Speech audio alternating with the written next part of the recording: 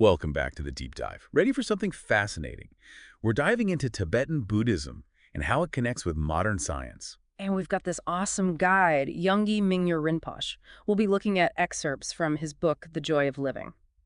You know, it's really cool how Rinpoche brings together those Buddhist teachings and neuroscience. I mean, he was even friends with neuroscientist Francisco Varela as a kid. It's like he was destined to bring these two worlds together. Right. It makes you wonder about those early influences. So let's get into Rinpoche's ideas about well-being. What did you think was at the core of it all? Well, one thing that's really powerful is how much he focuses on understanding the mind. He says it's not some fixed thing, you know? He sees it more as a constant unfolding, like a process. Yeah, I see what you mean. And it's like he connects that idea to what modern physics is finding out too, especially in quantum mechanics. It's like both of them are showing us that nothing stays the same. Exactly. The more we learn, the more we see how important change really is. Totally. Yeah. And Rinpoche doesn't just talk about this stuff in a vague way either. He uses these vivid analogies, like when he talks about the brain as three brains, and Yeah. he even quotes Gampopa, that Buddhist master from way back. That's what I love. He connects those three brains, the reptilian brain, the limbic system, and the neocortex to Buddhist teachings. It's a whole new way of looking at how our minds work, even on a spiritual level. And he keeps it fun. Yeah. Like when he talks about neurons gossiping. What do you think about that style? It works, doesn't it? Makes things relatable. He even says our senses might just give the brain a crude approximation of reality. Kind of makes you think twice about what we think we see, right? It's true. It's like he wants us to question everything, like what we hear and feel too. Yeah, he totally challenges us. Remember the example of the table? We think it's solid, but look closer and it's not so simple. That gets to the Buddhist idea of emptiness. It's like he's shaking up how we see the world, saying there's way more to it than meets the eye. It's a big thing to think about. And he doesn't stop there. He even questions our understanding of time. He says from a certain perspective, there's no difference between a second and like a million years. Whoa.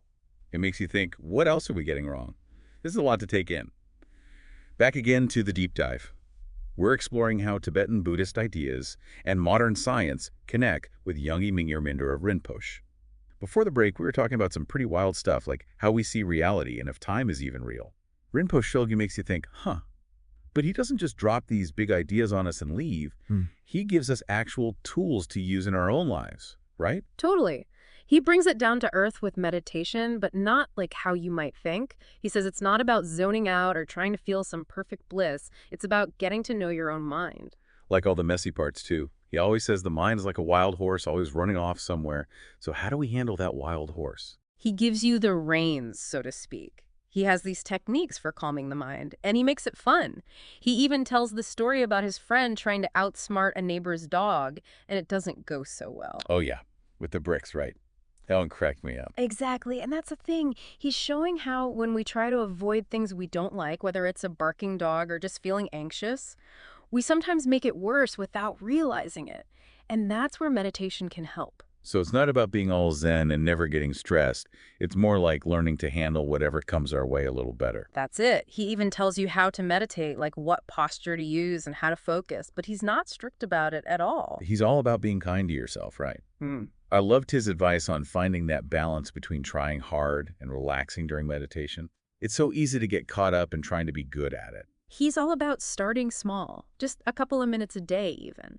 It's more about showing up consistently, like filling a cup one drop at a time. What do you think about that approach? It's a good reminder. I know I get ahead of myself sometimes, forgetting that those small things add up. Speaking of big things, he also talks about two kinds of realities, absolute and relative. That one's a bit tricky. Can you break it down? Sure. So the absolute reality is basically the idea that nothing really exists in a permanent way, kind of like a dream. It all comes and goes. Right, so that's the absolute. But we live in the real world too, with jobs and relationships and all that. Exactly. And that's the relative reality of what we experience day to day. Rinpoche says we should still engage with this world, but not hold on too tightly because it's always changing. It's about seeing both sides at once. It's almost like a paradox. We're supposed to be in the world, but not stuck in it.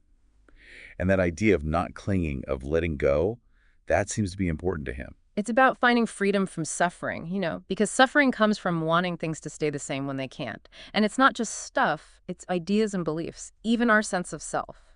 And Rinpoche doesn't just tell us to let go. He gives us ways to actually practice that, right? He does. He talks about meditations that help you see how fleeting your thoughts and feelings are, even your sense of self. The idea is to loosen that grip on those patterns we have, to be more open and kind to ourselves. And that brings us to compassion, which feels like another big part of his teachings.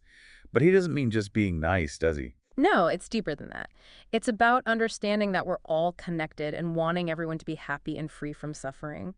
It's about being open to the good and the bad in life. He even talks about this practice called Tonglen, which sounds pretty intense. It is. It's a Tibetan Buddhist thing where you picture taking in others' suffering and breathing out love and compassion, like you're trying to help heal the world with every breath. That sounds heavy. Does he talk about that? He's careful to say it's not about taking on everyone's pain as your own. That would be too much.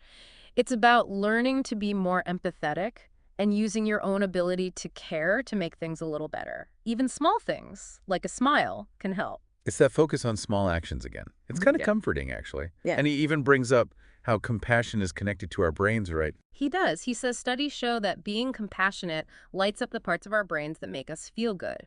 It's like we're wired for it. So being kind isn't just the right thing to do, it's good for us too. And he takes it even further, saying compassion is how we'll solve problems like conflict and inequality. He's saying that by being more compassionate, we stop thinking only about ourselves and start seeing the bigger picture. We see how our actions affect everyone and want to make choices that benefit everyone. So compassion goes way beyond just us. It's about changing the world. That's the idea. He believes in a world where everyone cares for each other and the planet, where everyone's well-being matters. That's beautiful and inspiring. Rinpoche has given us so much to think about, so many practical ideas, along with the deeper stuff. He combines those ancient teachings with what we're learning now, and he does it all with so much heart. But it's not just theory with him, is it? He gives you things to try in your own life so you can find more peace and happiness. Welcome back to the Deep Dive. We've been talking about some pretty profound stuff with Yongey Mingyur Rinpoche's book, The Joy of Living. It's amazing how he connects those ancient Buddhist teachings with modern science to help us make sense of, well, ourselves. But we haven't gotten to Rinpoche's own story yet, which is a big part of what makes his teaching so powerful, right? Well, absolutely. I mean, his life has been this incredible journey from struggling with anxiety as a kid to spending years in solitary retreat, talk about walking the walk. It's true. And he's so open about it all. Like when he talks about having panic attacks when he was little, even collapsing once, it's kind of amazing to hear someone so wise and accomplished talk about those tough times. It makes you realize that this whole self-discovery thing isn't always easy. Yeah, he's really human about it. He says that those struggles actually led him to meditation. It wasn't some abstract thing for him. It was like what he needed to survive. He found that exploring his own mind brought him a peace he'd never felt before. It's a good reminder that we all struggle, even those who seem to have it all figured out. And that makes it less scary for the rest of us. It's like, hey, if Rinpoche started out with fears and worries, maybe I can give this a try too. Definitely. And his journey wasn't all smooth sailing after that either. He went into a 3-year solitary retreat when he was only 18. Wow, 3 years alone. What did he learn during that time? It's interesting. He says those years were really intense, not peaceful like you might imagine. He had to face some really deep fears, like he said there was a point where he was too scared to even leave his room. So retreat wasn't this escape from suffering or anything. It doesn't sound like it. It seems like it was more about turning toward those difficult emotions, looking at them with curiosity instead of running away from them. And that helped him understand his own mind in a deeper way. Yeah, he often compares the mind to a wild horse, full of energy and always going off in different directions. And what he learned was that trying to control it just doesn't work. It's more about observing those thoughts and feelings without judgment. There's that letting go idea again. It's like learning to ride the waves of your own mind instead of getting pulled under. But he also talks about how important it is to have a guide on this path. Yeah, Right? definitely. He tells a story about an old man trying to meditate, and he's so worried about doing it right that he's all tense and frustrated. And his teacher tells him it's not about being perfect, it's about finding that sweet spot between effort and ease. Rinpoche compares it to learning how to swim. You can't just thrash around or hold yourself rigid. You have to relax into it. Exactly. And that applies to everything, doesn't it? Finding that balance between going after what you want and being okay with things as they are. It's like he's saying that real happiness comes from accepting yourself, imperfections and all. And that seems to be a big part of what he calls Buddha nature.